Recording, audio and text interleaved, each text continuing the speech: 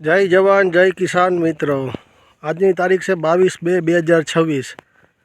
આજનો આપણો જોગી ફાર્મમાં આપણે આવી ગયા છીએ। હવે ઓર્ગોનિક ખાતરની શું તાકાત છે ને મિત્રો એ જોવો। અત્યારે જો આની ગ્રીનરી જોઈ લ્યો। અત્યારે એરંડાની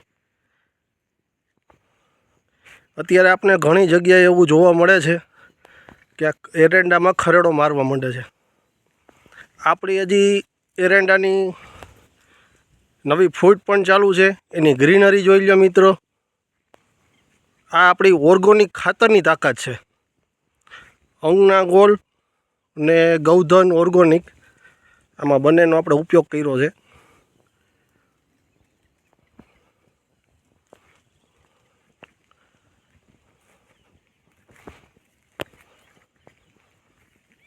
આખો પ્લોટ એવો છે મિત્રો એરંડાનો। અત્યારે 22/2/2026ના દિવસે હજી આવી ટૂંકમાં 100% જોરદાર ગ્રીનરી છે। માલે જોઈ શકો માત્ર લીંબુનું મોટી ભરાવદાર લીંબુ છે।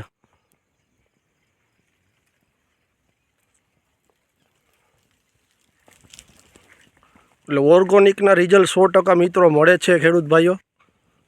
એકવાર અડધો વીઘો 1 વીઘામાં ટ્રાય કરો। ખર્ચો ઓછો ને ઉત્પાદનમાં વધારો થાય, જમીન ફળદ્રુપતા થાય, જમીનમાં પણ સુધારો થાય।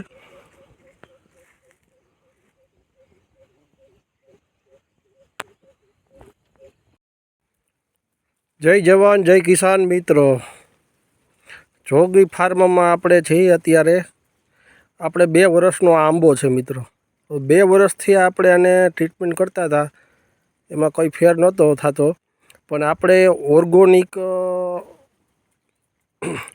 વર્મી કમ્પોસ્ટ, અંગના ગોળ ને ગૌધન ઓર્ગોનિક ખાતરનો ઉપયોગ કર્યા પછી અત્યારે એની જો ફૂટ જો મિત્રો। આ 2 વર્ષથી આંબો વાવ્યો તો એમાં ફૂટ નથી થતી। આપણે આ 10 દિવસ પહેલાં ખાતર નાખેલું છે।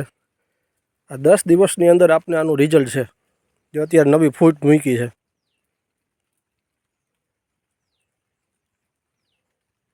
આ આપણા ઓર્ગોનિક ખાતરની તાકાત છે મિત્રો। આ આપણી સમક્ષ લાઈવ છે। આંબો આપણે જમીનમાં સૂટ નહોતો થતો, બરી જતો હતો, તો આપણે 10 દિવસ પહેલાંની ટ્રીટમેન્ટ કરી। આ 10 દિવસની અંદર આપણે આ ટૂંકમાં જ આની રિઝલ્ટ મળ્યું।